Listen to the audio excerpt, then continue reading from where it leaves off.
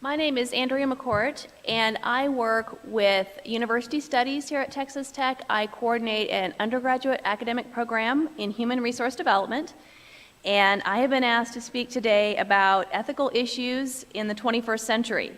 To give you a little bit more background about me, I began my career as an elementary education teacher, so I'll talk a little bit about public education because it's still near and dear to my heart. In the interest of full disclosure, I only lasted 1 year as an elementary education teacher, so I am a big fan of pay raises for those individuals because I couldn't hack it myself. But I have been at Texas Tech for a long time, and I believe passionately in education. And so what I've decided to do is start off with a quote from Abraham Lincoln, and then I'm going to move into some issues that I see as key ethical dilemmas that we've been facing in education for quite a while. And then I'm going to kind of move into some thoughts about what are the types of ethical responsibilities we have as we work with young people of all ages. So to start off with the quote from Abraham Lincoln, he said once, "Upon the subject of education, I can only say that I view it as the most important subject with which we as a people may be engaged in." And I believe wholeheartedly in this. I believe that education, whether it's a 2-year-old who is learning or it is an 82-year-old who is learning, is very key to what makes us people. I think that education is the key to solving so many of our problems in the world, whether it is water issues or whether it is political issues or whether it is educational systemic issues. I think that education is the key, and global education is key. So when I was thinking about some of the issues that have continued in education, perhaps this is because I'm an administrator, but funding came to mind. And I think funding is a constant dilemma that we face because we have so many that we want to provide access to our educational systems, and yet we have a limited amount of money to do so. And we have passed many different laws here in the United States, and with our most recent act, which is now called the Every Student Succeeds Act, which was passed in 2015, President Barack Obama said, "With this bill, we reaffirm that fundamentally American ideal that every child, regardless of race, income, background, the zip code where they live, deserves the chance to make their lives what they will." And what I love about this quote was the final part about making their lives what they will, because education, if nothing else, should be about opportunity and providing equal opportunity to all of the students, whether they're in the American classroom or in classrooms around the world. But how to fund those systems? It's a constant issue. Federal funding has increased to public schools over recent years. Somehow it's decreased in some institutions of higher education while it increases in primary and secondary. State funding fluctuates as well. Another ethical issue some states currently face is the lottery system, where we create lotteries to pay for education, and then that money somehow ends up in education. We look at state expenditures and how much it fluctuates from state to state. This is perhaps an issue for me because I was raised in the wonderful state of Idaho, which actually is the gem state, by the way. We also grow potatoes. That was the big homecoming match my senior year. I was the Idaho Falls Tigers, and we played the Shelley High School russet potatoes. It's a mighty mascot, the russet potato. But Idaho ranks 49th in the state in terms of expenditure per student, or in the union. I should know the difference between the state and the union. But that was a big topic in Idaho because the teachers knew that they made less than teachers in Wyoming, who rank much higher in terms of expenditure per student and per teacher. Moving into higher education, we all know that funding is an issue for us as well. How do we continue to offer the services and the classes we know students need when we get different amounts of money every year? I think the recent candidate Bernie Sanders really resonated with a lot of students when we talked about a free education, a free college education for everyone. But we all know there's no such thing as a free education. That cost needs to get passed along somehow. And the question is, how do we do that? I think the ideal is fantastic. How do we provide a free education, a free collegiate education to everyone without saddling them with years of tax debt or student loan debt burden? I don't have an answer to any of these questions, but I think funding is an issue that we are facing now. I think we faced it hundreds of years ago, and I suspect we will continue to face it as we move forward. The next issue that I think we face in education is technology. I think technology is a fantastic opportunity. I think that technology can help students learn. I think it can help them learn new things in different ways and learn more effectively.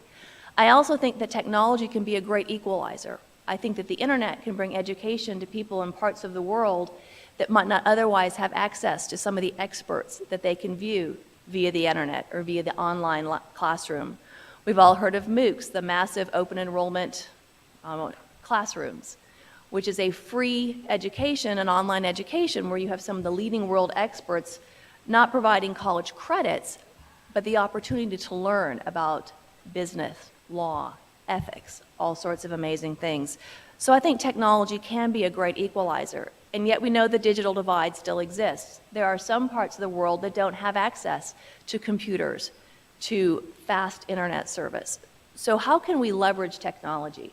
How can we provide technology around the globe so that people who may not have access to these physical classroom structures can still have access to the content and to the experience of learning?